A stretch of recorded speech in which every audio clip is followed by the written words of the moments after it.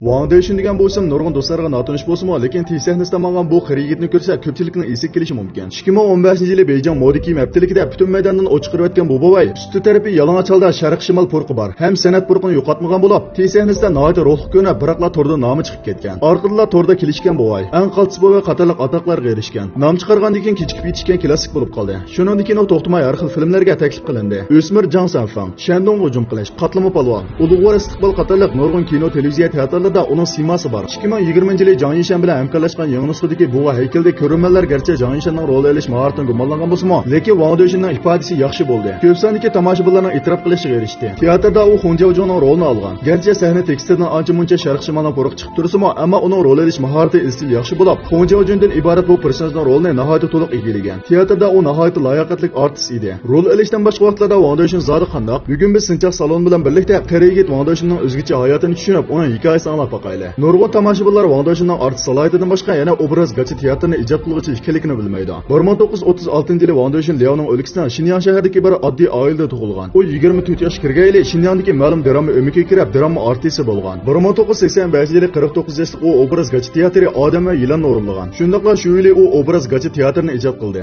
Bu dunyodagi birdan-bir gachi teatri turi bo'lib qoldi. Orqadan Wang Daishin Jungoning gachi teatrini xalqaro gachi teatr sahnasiga iktirib chiqardi. 1993-yili Wang Daishin Fransiya 8-navbatli xalqaro teatr bayrami qatnashdi. Shu yili 57 yoshga kirgan Wang Daishin yana tirik haykalni ijod qilib, kishilarni hayron qoldirdi. Albatta, bularning hammasi tomoshabinlarning nazar doirasiga kirolmagan. Toki 2015-yili Beijing moda kiyim haftaligida ko'zga ko'rinarli ifodasi bo'lganlikdan u ondan haqiqiy tonilgan. Yaqinda Ludan xotirasini ko'rsatishi uni kishilarning ko'ngil bo'ladigan muhim nuqtaga aylantirdi. Ko'nlarda odam nom chiqarishdan qo'rqadi, mol semizlikdan qo'rqadi deydigan gap bor. Nomi chiqqandan keyingi Wang Daishin boshqalarning gumonini qo'zg'adi. Shuning bilan bir vaqtda axborot vositalari Wang Daishin millionlik isl avtomobil haydab sirtga chiqdi. Uning bahosi odatgacha emas deganda xabarlarni tarqatdi. Bunun qarta Wang Daishin torda bu o'sak so'zga inkas qaytardi. U astoydillik bilan mundoq dedi: Wang Daishin bovayning minigini qaranglar, velosiped. Yaqinda torda Wang Daishin Land Rover, Bama va Mercedes haydadi debdi. Amaliyotda men mashina hayday olmayman. Men bu umrimda faqat velosipedda miniman. Ham bugungacha minib keldim. U garchi moda bovay bo'lsa-mu, ammo turmushda yana intayin kamtar edi. U qandaqdir donliq markalar, millionlik avtomobillarni o'ziga mos kelmaydigandek his qilardi. Turmushdagi birdan-bir kishini baxtga erishtiradigan ish yana ayoli bilan birga turdigan vaqt edi. Wang Daishin bovayning ayoliga kelsak, nurg'un do'stlar gumon qilishi mumkin. Mushundaq bir bovayning ayoli qanday odam bo'lg'aydi. Wang Daishin bilan xotini qo'l tutishib kelayotgani 60 yil bo'ldi.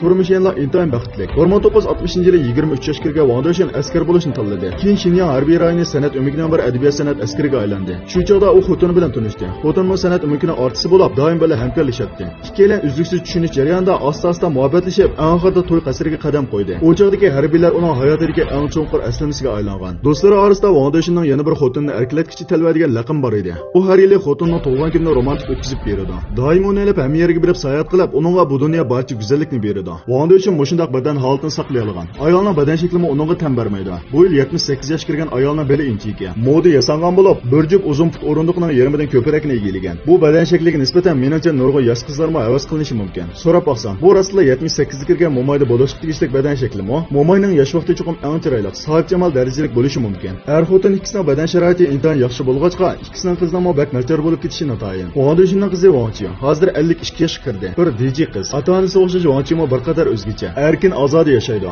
Gerim qilish yasinishda bir qadar oldin qo'rin turadi. Taxt-to'rqa jihatda ota-onasining baliq ortiqchilikka erishib qolgan. Uzun put inchiki bal, to'ntilgan yosh. Umumiy jihatdan qaraganda 30 yoshda ko'rinadi. Bir oylik uchlarning hammasi yosh jihatda to'ntib qo'yilgandeklar, shundaqla kishining zo'qini keltiradi. Bularning hammasi ular yaxshi badan chiniqtirish odatidan bo'lganligida. Tan-harakat havaskari bo'lish sufti bilan Wang Daishin chiniqishni boshdan oxiri davomlashtirib kelgan. Azaldan ozroqmi bo'shanlik qilib boqmagan. Yuqum ko'rishdan burun u kun bo'yi chiniqishida badan chiniqtirdi. Andisanda bir qism kursantlarga o'yin qo'yish usulini o'rgatib qo'yatdi. Darsxonadagi u modul mangandala yana yo'lvosdak hayy bilan mangdi. Yuqum ahvoli ko'rilgan mazgilda sirtqa chiqib bo'lmasmi, lekin u yana badan shaklini boshqarishdan voz kechmadi. Uning uyi uning kichik tipdagi chiniqish uyi bo'lib qoldi. Har kun yana vaqtida chiniqib turadi. Yaqinda 84 yoshga kirgan Wang Daishin ijtimoiy aloqa supsida o'zining harakatlik rasmini yo'lladi. Shu kuni u Beijingdagi bir muz telish maydonida paydo bo'ldi. Uchisiga badanga chaplashib turadigan muz telish kiyimi kiygan. Butun badaniga muskul siziqlari intayin ro'shan edi. Garchi chasaqallar oqargan. Chiroyidimi yillarning qoldirgan izlari bo'lsa-mu, lekin ruhiy holati nihoyat to'lib tashqan bo'lib, mushu yosh bosqichida yana muz telish maydonida harakat qila oladi. Bu haqiqatan o'zini asrorligi sababli bo'ladi.